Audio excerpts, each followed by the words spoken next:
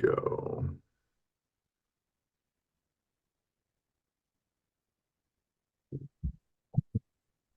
One thing I'll say about podcasting is that when you edit things and you hear your voice back, it's like, what's happening right there? Why was I breathing so hard?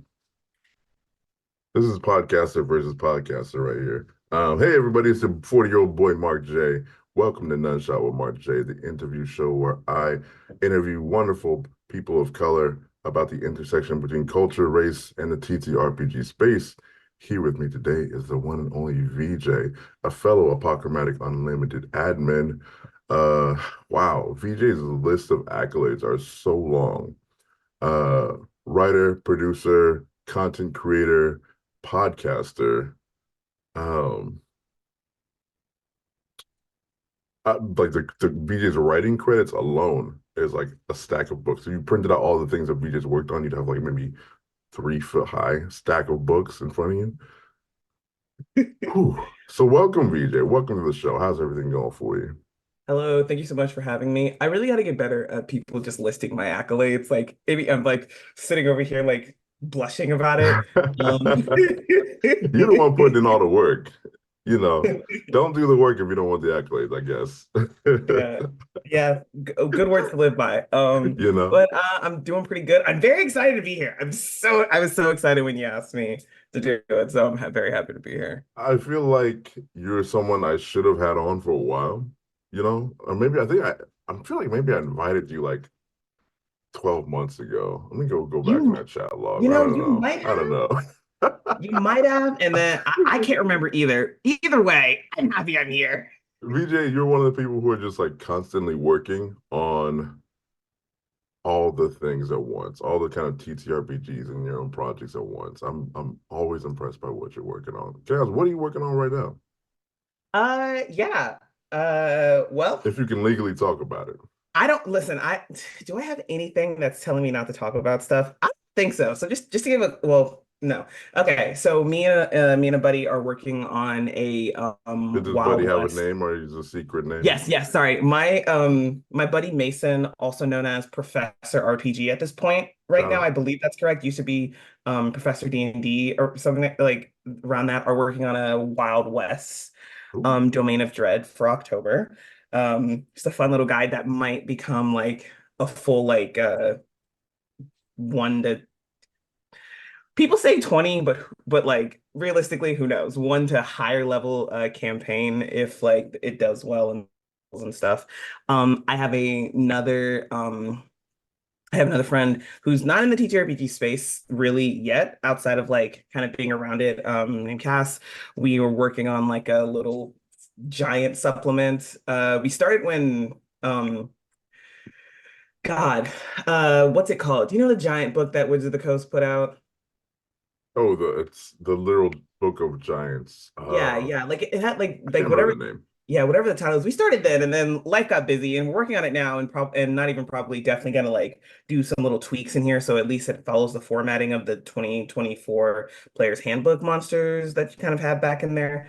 I'm trying to revamp my one and only, or well, yeah, I'm trying to revamp pretty much my one and only indie TTRPG called Hmm. Hunt, which is a fun little vampire hunting game where you're a vampire hunting rogue vampires and you might turn into one. Ooh. And me and my buddy me and my buddy Diana from Starlight Tales are working on a little guy called Fleeting Moments. It is a queer paranormal Wild West story about queer repression and queer resilience.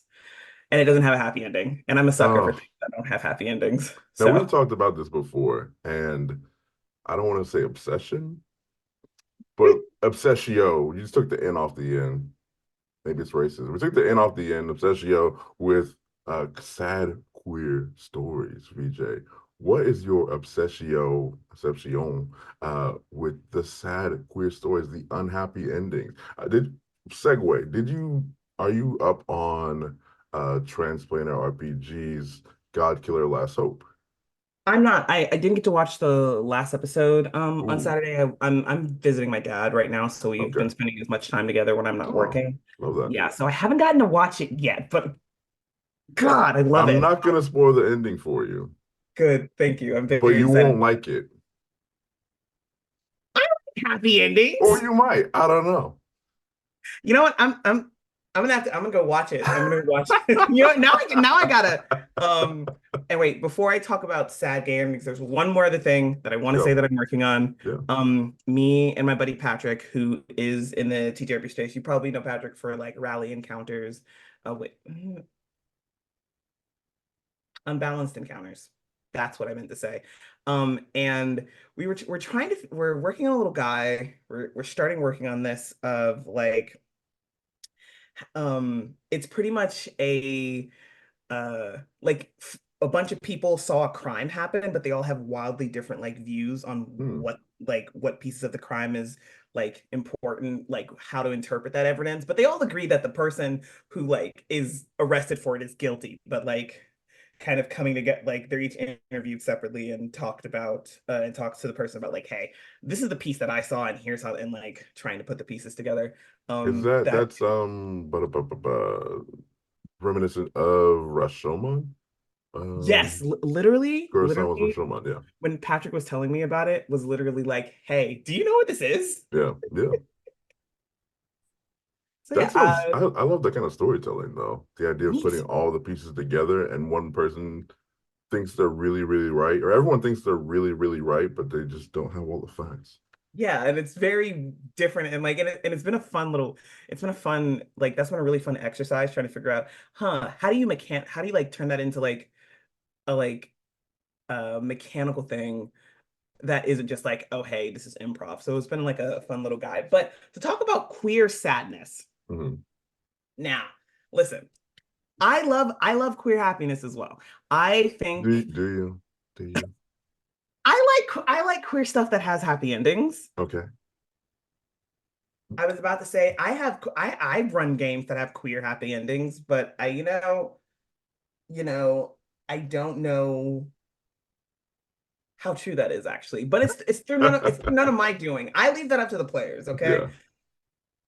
Yeah. Um, but I'm a firm. I know that in a lot of media, what we typically get is queer sadness, Mhm. like in like on-screen media. And so from what I've seen, I like when I see a lot of outside of that kind of medium, there's a heavy focus on not queer sadness, which Mhm. I understand. I think we like should be able to run the gambit of emotions and like the type of like media we create. But I think sometimes we like overcorrect for things. Mhm. And so I'm sad queer little guy, whether that's a character, whether that's a setting, or whether that's like a game. And so here we are. Also, I feel I do sad and emotionally distraught very well. Like Hunt RPG Yeah. is literally just a cyclical story of like, hey, you are trying to manage like your anger and your bloodthirst as you're hunting down your fellow vampires who were once in the same spot you were. And then at some point, you're either going to die or turn into a rogue, and then somebody's going to be hunting you. In Mhm. the end, like, there's no happy ending in that either. The only happy ending is like if you get lucky and draw a Joker when you're about to die, somebody comes and saves you when you're a rogue and takes you to blood rehab. And it's always a constant struggle because you literally need blood to live. So it's like Yeah. it's not a happy ending. It's a story of persisting Mhm. and a bit of the misery that comes with that. Ooh. It's kind of a life simulator for queer people then, if you will. Maybe, yeah, maybe a little bit in some instances. Although that one's not, I mean, maybe everything's queer because I'm making it, but that one's not actually like explicitly queer, Yeah. as although vampires are pretty cool. It's not as queer as Fleeting Moments is with the, hey, this is a queer paranormal game. Your characters are explicitly queer in this game. Like, it's Mm. not that. Yeah. I just find that so interesting. The exploring of tragedy, the exploring of hardships, the exploring of oppression within the game. Some people try their best to play games to escape and play the most wild version of themselves or what have you. And the other side is let's sit and be with the sadness. Let's sit and process this through role play, through gameplay, through mechanics. Um, I just find that aspect so interesting. I don't know. I don't know how to describe it. I think I also really love that aspect about TTRPGs. I think TTRPGs have like a very wide role to play in like entertainment, processing stuff, just feeling Mm. emotions. Like I like things to make me sad because I have a hard time just like I think everybody deserves should have a good cry. Mm. Like Wow, yeah. I think if everybody could have a good cry once a week, it would probably help with a lot of things. Once a week. Listen, Damn. a lot of stuff happens to you in a Mm. week, all right? I That's right. think once a week a good cry helps. And the only way I can get that good I can make myself do that good cry is through like shows and games. And so I'm like I know that this is like helping me in that particular way. Like, okay, I'm Yeah. doing this and now I'm crying it all out. Like everything that I should have been crying about Damn. previously. Well, it's here now. Let's do it.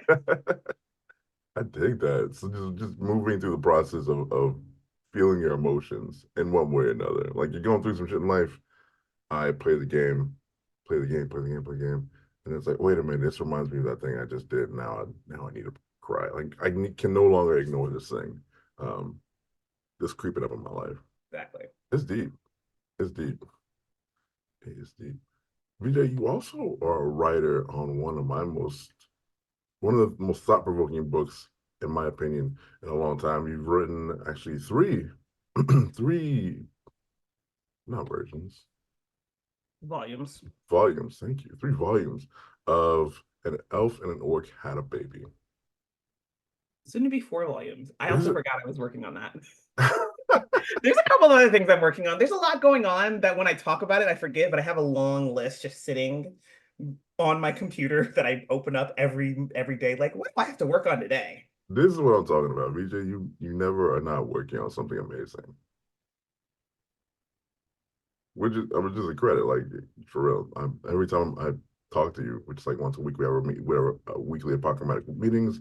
I can't always attend them. You can't always attend them. But I do sit and talk with you, VJ. I'm like, God damn, VJ, what are you doing now? Like, do you not break? Do you I not need I relax? need a Do you not? vacation, actually. You do.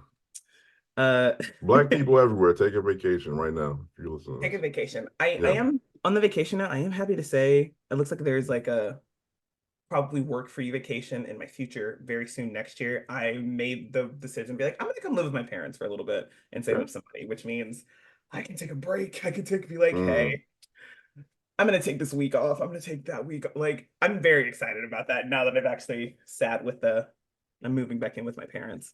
But yeah, everybody listening to this, if you can, please take a vacation. yes, yes, please do.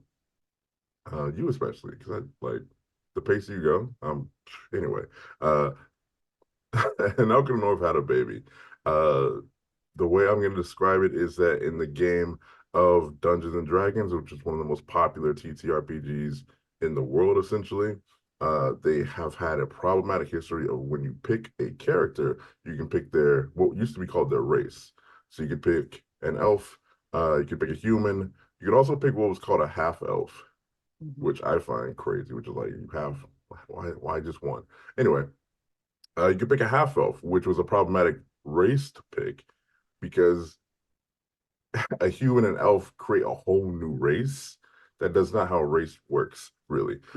But Dungeons and Dragons presented it that way. So it was a little problematic when you had these half raced characters. Mhm. It's, it felt like a very from a Eurocentric, like I've never talked to anybody who's mixed ethnicities before kind of thing when it's presented.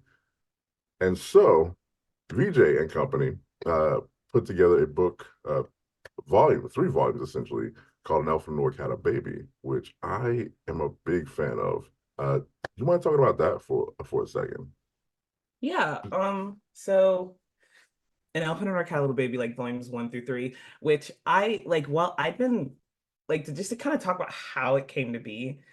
I was in the TTRPG space as strictly a like reviewer of stuff for a while. Mhm. And then there was a conversation about race happening. And I was like, oh, I have a degree in public relations and creative writing with a focus in African American and queer studies. I can talk about this. Right I on. know what we're talking about. Let's So I go. like kind of jumped into it, talking about it and whatnot. And then here comes my like co-author, Adam Hancock, who was like, hey, see, talking about this I think I might have also done here's what happened. I see if we remember ancestries and I think it's Ancestries and Backgrounds Hmm. that came out on the DMs Guild. Adam worked on it, and then Adam reached out to me. It was like, "Hey, I want to do this system." Had already talked to the author of Ancestries and Hmm. Backgrounds already to like not step on any toes, and brought me on for the project. Cool. And then like the rest is kind of history with a very clear and explicit message of like, "Hey." Part of the reason why we're writing this is because we believe players should have more like autonomy to build out the characters that they want to build out and like build the families within that they want to build with a mechanical backing of it. But also part of it is like, hey, the bioessentialist nature of like races, which for anybody that's listening that doesn't know what that is, it's essentially it's the idea that like you're going to be born a certain way just because of your race. So me, a black person, I'm going to be good at sports because I'm black, rather than like, and that's like an innate thing to me, rather than like, hey, Mhm. it's an environmental thing or I'm going that kind of stuff. So, and Now again, that's a to very ex- like, ooh, sorry. to expand on that for a moment, so in D&D, it's been traditionally that okay, if you're an elf, you have extra dexterity and extra charisma just because you're I born an elf. I can't remember though. I think it might be intelligence Is it for elves. intelligence? You might be right. I think it was, if I'm Yeah, remembering it correctly, but it it's been a was. while since they've like tied them Yeah. to the races. So, They also used to have for dwarves, you always had extra constitution. I know that's a real one. So hmm dwarves just always were tougher than everybody else. yeah, what is it? Kobolds had and like some of them, kobolds had a penalty to strength, orcs Yeah, had a penalty to intelligence. yeah. Um, yeah, but the example I gave for the biosensor is a very tamed example. Most of the time, when you see people actually like arguing about it, it's in a much more racist context than what I just offered as an example. But I like we've been talking about bioessentialism in the space, and like Adam brought me on the project, and we were very explicit, like, hey, we're writing this because of both reasons. Like those are important reasons for that, and there's and because like that's explicitly stated in all of the books, I think it's mentioned in all of the forewords. There's been a couple of comments on the DMs Go that's like, you had to take it there, didn't you? Like that kind of Mm. like energy. And I think we should all be proud of me for not responding to those because I I've seen you hold back on responses to things, VJ. Anyway, I'm gonna leave it at that. I'm learning to protect my peace a Yeah, little as I get older. fair I'm dues. learning Yeah. to protect that. Yeah, I can only imagine what I'm not gonna look it up right now, but I feel like I want to just read. I like read. Maybe that's part of my own queer sadness things. I like reading through the comments. I'm like, who's a dirty motherfucker that I'm gonna block right now? You know, just I just want to poke that wound of bad people in the comments. But I can only imagine what kind of comments you have under these volumes where you're trying to um, provide mechanics and reasoning for this beautiful combination of people. Like I don't yeah, yeah. I don't know if like the DMs Guild has a particularly good like moderation team or Mm, whatnot, or it's just like most people are like, yeah, whatever, and don't feel like or like the nature of the DMs Guild doesn't like give to the behavior you typically see on like Twitter and TikTok, but like yeah. really tame comparatively, like very like way more positive comments. I think if I remember, there's maybe three across all the volumes if I'm recalling it correctly, Okay. right? So like very tame and chill. Um, but still like hey, you didn't have to say that. Just don't buy the book. Yeah. Go touch grass, please. Go live your life. Be happy. But I don't, we all live in a society. We all know what it's like to be online. People who gain some kind of enjoyment out of being miserable or making other people feel bad, like what happened? What went wrong? Why don't you love yourself more? I don't get that whole thing. Um, now that I've got you pinned down, BJ, I want your opinion on something. We're all in this TTRPG thing. We're creators of different types. Let me watch what I'm gonna say. How do you feel about in 2024, August 27th, the TTRPG space right now? How do you feel about this whole thing? I'm curious what your thoughts are. Um, from a professional career standpoint, I feel Oh very Lord, here we exhausted. go. Yeah, there we go. I feel very exhausted and Mm, like I'm constantly being run over by a train about it yeah, from a like community standpoint. I feel like I'm very lucky to have found my good pockets of the space that I typically get to like stay in and interact with outside of like very specific instances. And there are a lot of good people within the like various pockets of the space. But I do think there's still like there's work to be done on both fronts. mm, Um, like from a like TTRPGs is a wider community. We have a wide ranging of people within the space, good ones, bad ones, bigots, the whole night, like people that are actively pushing to clean it up, and that work is never done. That work is like always continuing. Um, and I honestly think it always will be. So it's not like really a knock on it since yeah. that's true for everywhere, honestly. But just like if I could just have a genie that could grant me a couple of wishes, Okay. right? More than three. If I could have a Mm, dream that would give me six wishes, one of them would be to like as a community yeah. or as a space, I guess. Because like I'm there the TTRPG space, and then there are communities within it. But like as a space, it'd be like, hey, let's clean this up a bit, right? Yeah. And let's have it stay that way. Please Yeah. and thank you. As a career field, I like I said, I feel like I'm being run over by a train every Mm. day when I'm thinking about this space as like as a career place. Um, Because as we've identified already, you are working on so many different projects. So I can only imagine like the pressure, the kind of schedule, maintenance, just the deadlines that are always approaching, people coming up to you with new ideas, you being, I know for me, like feeling like I always need to have a new idea every other day and it need to be like working. Sorry, that's just me venting mhm. real quick. But I can only No, imagine what's like on from your perspective. Yeah. I know I understand that. I feel the same. I like have this little pink book sitting somewhere where it's like um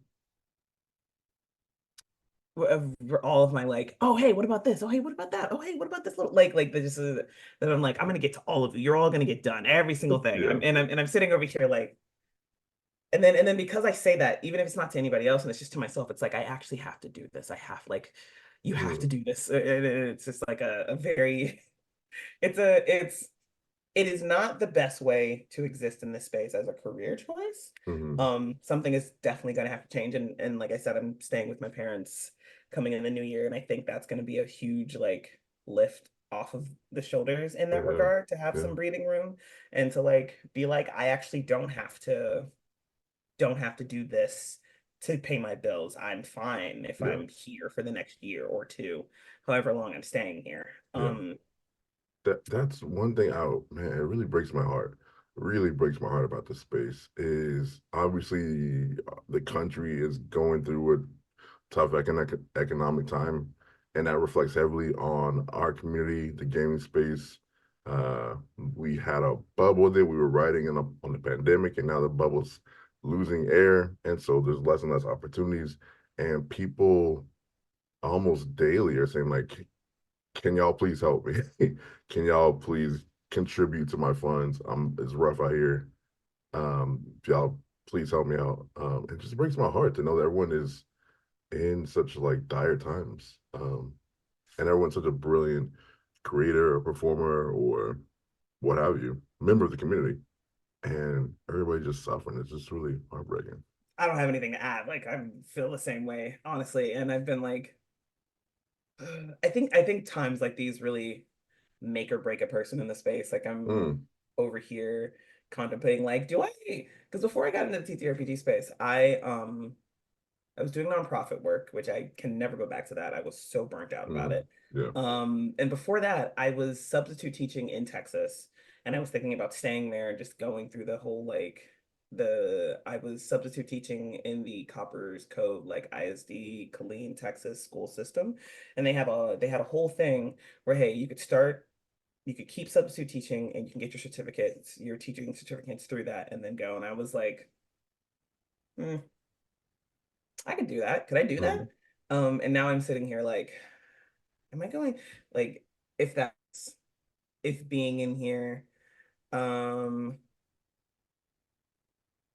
if like I can stay in here full time the way I am, if I have to like completely scale back and then go find a job that'll let me that I can do and still potentially keep like some of the stuff that I'm doing now, or is this just me saying, hey y'all, I'm headed when I get these projects done, I'm out of the space for Mm, who knows how long. yeah, I can't be in the space anymore. So it's a it's a bit of a rough time. it is. It is. I think a lot of people, including yourself, are feeling the burnout. Um, yeah, of just the need to constantly be seen or constantly working on something or constantly be a creator. It's a lot. It's a lot for like no reward. Not no reward, but the amount of work you put into something should be financially reflected back on how much you get paid, basically. But um, people are putting in so much work into creating this art form that it's just hard to see the outcome. It really is. Mhm. Yeah, in the back of my head, I've always been thinking like, okay, I want to do these projects, but like TV, movies, video games, they start them in like, let's say you want to start making a video game now, it might come out in 2030. You know what I mean? That's what the way I look at like projects. I want to start looking at projects now. It's like let me look at things from a long term perspective because me trying to put this shit out like by the end of October is wild. Yeah. Um, oh man, okay. I feel like I got us start this. I got us on really heavy topics. Like I came in like queer sadness. I'm getting hit by a train as I'm working. No, though, I appreciate the honesty because that's where you are. And honestly, when I see you, you're always laughing, you're always smiling. I've never seen the actual sad part of you. And I know I've only just seen you on the little box on my computer screen, but I've always seen you like just really happy, really energetic, really just moving. Like so to like explore that sad part of you is really it's new for me for sure. It's very interesting. Got a lot of layers for you, Jay. That's what I'm saying. I'm an onion. I'm an ogre. What brings you joy then, BJ? Oh yeah. What brings you joy? What are some of the things that make your little queer little guy heart happy? Like in general or in the context of me existing in this space. Either.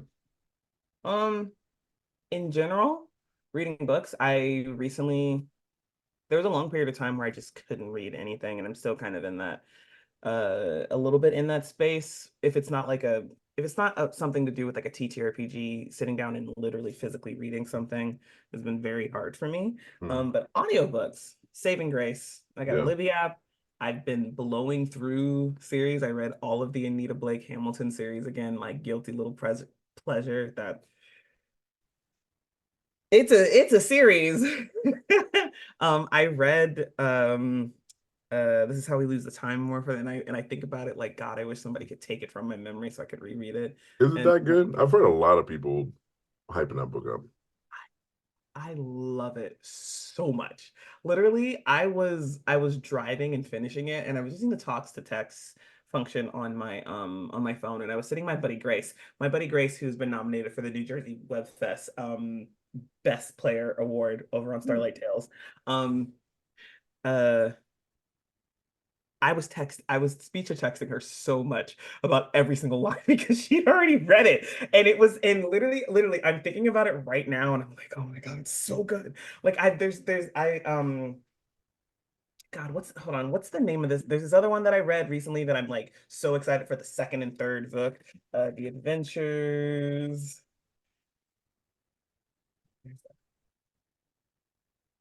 The Adventures of Amina Al-Sarafi. Great book. Like it's I've been feeling a lot of joy in being able to be reading and reading books again. Like I was um huge like ew, Harry Potter. But like when the seventh book came out, I sat on my grandmother's like front porch from like it arrived at on the front porch at 6:45 in the morning.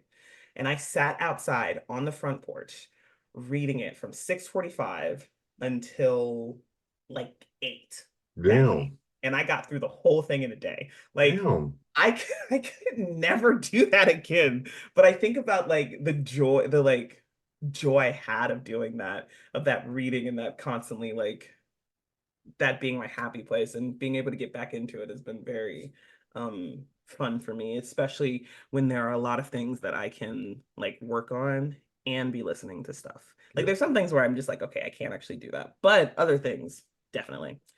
Um, and then for the space, um, being a player. Mm. Don't get me wrong. I so you as you know, I GM professionally. Yeah. I love telling stories. I love like being in helping facilitate stories. I love being the excuse me. I love being the person who's like a safe and open space for like people with marginalized identities to come and play a game with me and have a good time. I love being the person that introduces people to new games, right? Like I had a charity game that I did because I like sold the slot in the TTRPGs for like Doctors Without Borders for Palestine thing that raised like Mm. 25K a while Yeah. ago. And I was like, hey, are y'all okay with me running Orbital Blues for you? Like, obviously, I was like, hey, I can run whatever you want, but I am really excited about Orbital Blues and I can like teach y'all how to play it and we can like, and I can break it down for you. And I had so much fun doing that. Um, and so, uh, like I enjoy all that, but what I really love is not having to do that. Like I get so much joy out of just being able to be a player, Yeah. being like, hey, yeah, I'm just chilling. I'm only in charge of myself. I don't have to learn all the Yeah. rules. I just have to learn how I have to interact with the rules. And like Yeah. I played in a fist game over on a Roll for Respawn last Saturday before I was hanging out with my dad. And it was such a fun time. Like I've owned the book Fist, but I hadn't got to play it before, and I was so excited to be able to be a player. Like me being able to sit down and not be in charge of anything but myself, and like Mm. obviously cooperating with the DM and the GM and the other players is like the most joyful thing possible for me. That being said, you can't have too much of a good thing. Um, True. Very and I true. fear I might have overstretched myself Oh, what do you in mean? that. So right now, um, okay, so prior to being like, hey, I have to scale back, I was in a Sunday game pretty much every Sunday for 3 to 4 hours. And then after that, once a month on Sundays, I was in a Dark Souls game for like 3 to 4 hours. Mm. Pretty much right now, every single Saturday morning, I'm waking up at 9 o'clock in the morning Ooh. EST to either play a Dark Souls game or I have a group that I've been playing with for at least 4 years now, maybe five, and we are like, I think right now we're playing we're playing Fabula Ultima. Like we Mm. rotate through things and stuff. And I'm not the DM and I'm not the DM in any of these things. Right. But it's a lot of things. It's a lot of things to be in. And I'm like, yes, this brings me joy, but also I'm in a lot. And then usually on Saturdays after the 9 a.m. game, I'm in a stream game called Strange Hungers on the Total Party Kiss Network. We haven't been in it in a while because God, this was the summer from hell for being able to schedule stuff with each other. Like Yeah. it's been so hard, harder than it ever was before, which, we had a lot, we're more like locked down than we are now.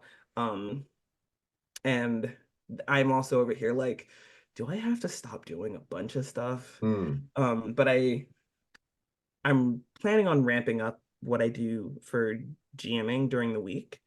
And so I was like, hey, I can't be in the Sunday game anymore because I need a breather. Yeah. Like I need to like Yeah.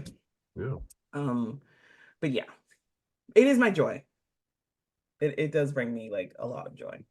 I love it. I love it. I feel like I'm in the same spot somehow, um, where I looked at my schedule and I was like, oh, I'm actually in 4 games. And I told myself I would never do that again. Um, and it happened. And I want to play those games, really dope ass people to play with, really cool games. But it does take away from other things like I just want to do, like just relax and be with family and not be a gamer all the time.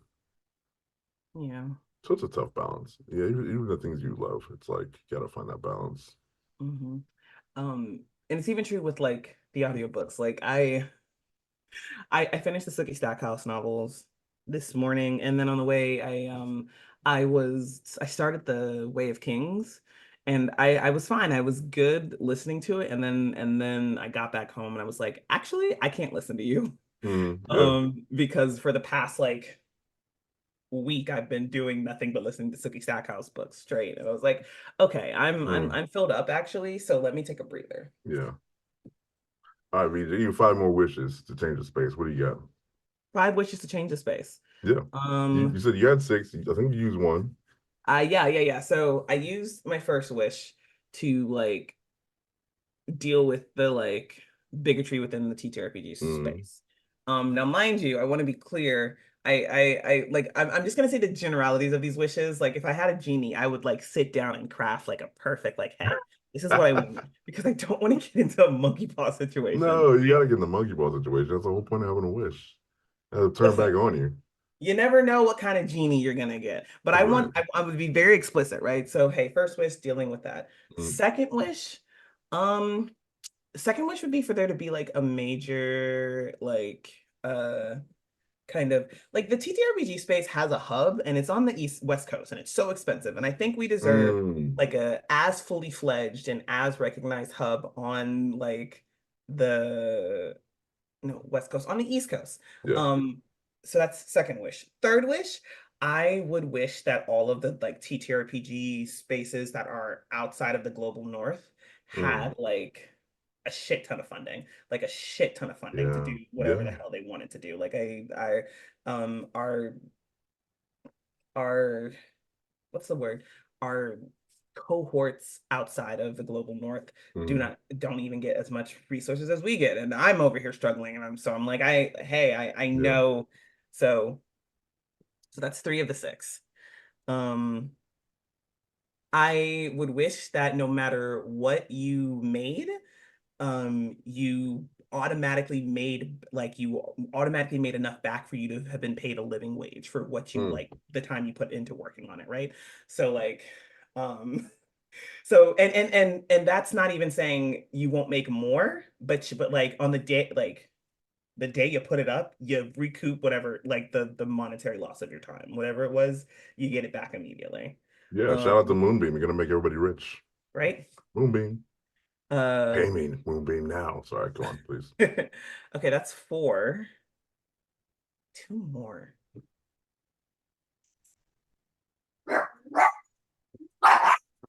No, see the as you were making a wish, the dog jumped in and they made 2 wishes, and now you're out all your Yeah, wishes, yeah, I think these two and the wishes dog's got were a bum. fucking treats. So those are my 4 wishes. I dig that though. I dig that though. I love the idea of getting people globally funded, like outside of the U.S., Canada, etc. Um, I always wonder, like, man, just how cool it would be to open this. Not that the space isn't open to people around the world, but to have more access to people from around the world. Like, I would love to see uh, more people in Africa come into the Exactly. space, and at least that I see. Maybe they're playing, and I don't know about it, and they're like, yeah, stay over there. But I would love to see more people from Africa. I know in there was a group, I can't remember what they called, but it's like POC in Europe kind of group, and they're banding together to have representation of themselves, which is dope as fuck. Um, yeah, I'd love to see more Asian representation. I know there's some, but there can really never be enough. Yeah, I'd love to see Yeah. people who are creators everywhere to bring something that permeates our space. Yeah. And for it to Um, be a living wage. Like I want all of yeah, us. I want all of yeah. us, regardless if we're working for ourselves or like a big publisher to have a living wage. Wait, actually, let's assume the dogs didn't take my last 2 wishes. My next wish is Yeah. um hello, I think we should all be getting paid $1 per word. Mm. Oh, Oh, damn. Wait a minute. Yeah, because the current rate is 5 cents a word, right? It's like It really depends. four, So it three. ranges from Yeah. sometimes lower than 5 cents a word to the Yeah. best I've worked with and heard is MCDM Productions, who does 25 cents per word. Like when I get to work with them, I'm like salivating at the mouth about the Oh my money. goodness. Over 20, over a quarter a word. Yeah. Yeah. And when I say all of us, I don't just mean like the designers, I mean sensitivity readers, I mean Mm, copy editor, like anybody that could feasibly be involved in the production of a TTRPG, we should get paid at least $1 per word. damn. Damn. I feel like the CEOs are getting paid $1 per your word. So that's somebody had that monkey paw Nobody's getting wish. that. We're Yeah. not. Yeah. It would be nice if it trickled down. Yeah. The space is it's so beautiful and bright. I think there's so many cool people, there's so many smart people, there's so many people who you just never see. They're behind the scenes, putting things together, holding it down. And so many people are just doing it, as a hobby. And not because they love it for a hobby, because they're not getting paid essentially. It's free labor in so many different areas. And it breaks my heart, really. I wish it were different somehow. Mm, Wishes aside. BJ, you are a member here. You were admin here at Apochromatic Unlimited. correct. What's been your AU experience so far? What has it been like to be a part of the group? Um, Oh, you're taking too long to answer. Never mind. Just fucking with you. listen, I was picking the right words. It's not like I will say it wasn't like I need you to know that like when you're younger and somebody asks you something and you're automatically like, what if I just said it was absolutely horrible, just as a little jokey joke? Like that part of my brain was like, just say it's terrible. It was like, okay, all right, Go enough. for it. Do your thing. No, I'm not gonna, it's not terrible. Like, are there I have had a great time being like in this space and in community with folks. Are there times when I get super burnt out? Yes, but it's not because of being here specifically. It's Hmm. just burnout in general because as we know, I'm doing so many things. Yeah. But like getting to be a member of the space, getting to see what all of like what's like the conversations we have in the community, like the part VJ Talks is coming back and it's getting Let's a go. slight rebranding. And because I'm sitting over here like when I got out of college, I thought I was going to like write a book about I got an interdisciplinary degree, which is how I got the African American and queer studies. And I thought I was going to like go be doing writing books about and interviewing people about like spanking the Black community to like really bring awareness to it and write it in such a way that made it like entertaining is not the right word because it's not an entertaining topic, but like easy to get through and just like in a creative nonfiction way. um and I was very like that's what I thought I was going to be doing like more academic things in a creative nonfiction way to make it easier for people to like get into the topic. Hmm. That didn't happen. And now I'm here and I'm sitting here like, God, I miss the academic side, like that part of my brain, that part of me that was like, hey, this is gonna be what I do for a career. And so I'm getting back into have like there's a couple of things that are getting put out, and then it's very much like there's so many like academic papers on TTRPGs and video games. There's so many people you can ask, like interview and talk to. There's so many people that are just in the space doing stuff. Like I found I'm gonna get back to the point, but I found a slideshow that somebody sent me because they'd been talking about like how Critical Role like might not say they're making a white space, but like that's what they're doing in practice. Hmm. And it had some really good analysis in it. And I'm like, God, I want to talk to that person and talk to them about this. Or like God damn it, how every names are literally slipping out of my brain like jello. Who am I thinking? Who am I thinking right now? He's in our community. I think who am Donald I thinking? Glover? Huh? Donald Glover? No, I mean our like a Oh, our community. Oh, like like I thought you meant literally the our show community. community. Sorry. No. You know what? That's a really funny point though. That's actually a really funny point. Who am I thinking of right now? Wait. Here we go. Here we go. Apoc, you admin. Come on. No, Stefan. Stefan Oh, for wrote a sure, yeah. really cool paper that I want to sit down, read, annotate, talk about, and then bring him on to the podcast and talk. Like I want to go back to being like my academic self. And to tie back in, we have a lot of really good like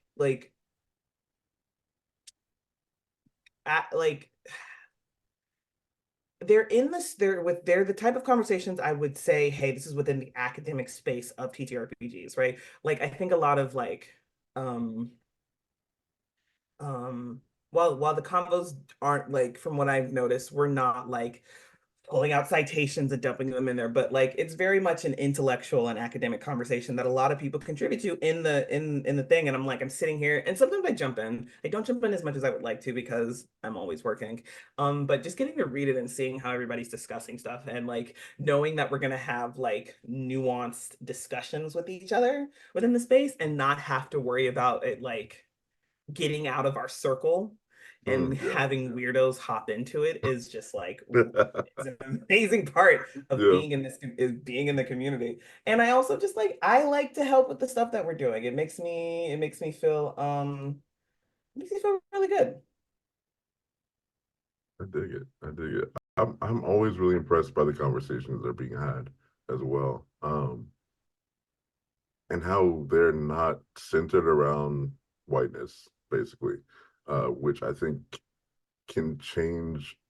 Like one white person in a group of POC changes that group of POC, and the conversations, the type of things that we're able to bring, discuss, and just mull over in our Discord and our community. So I really like it. I really like it.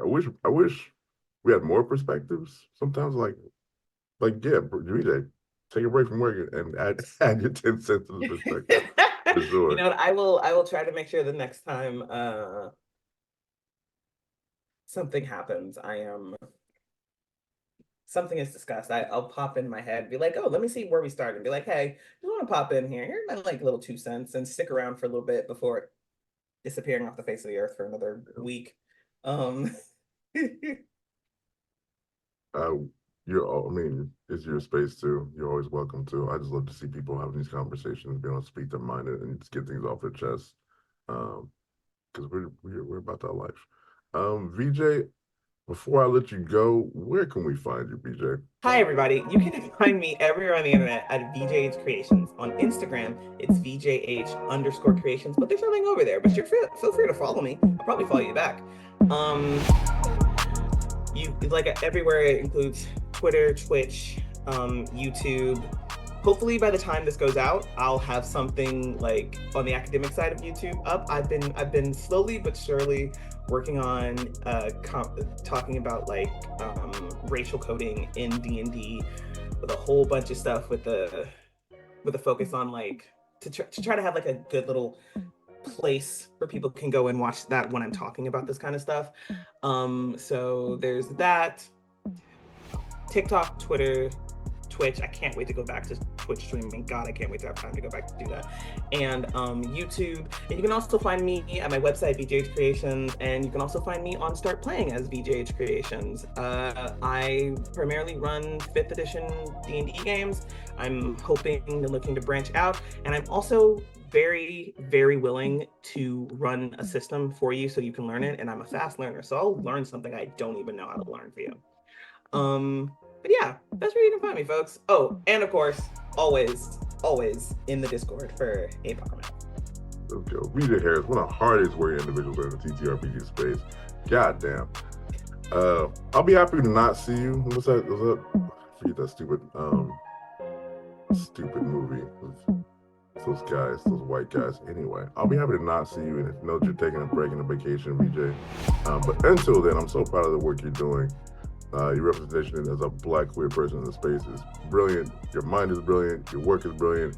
Everyone should be hiring you and paying you lots and lots of money. This has been nOne-shOt with Mark J.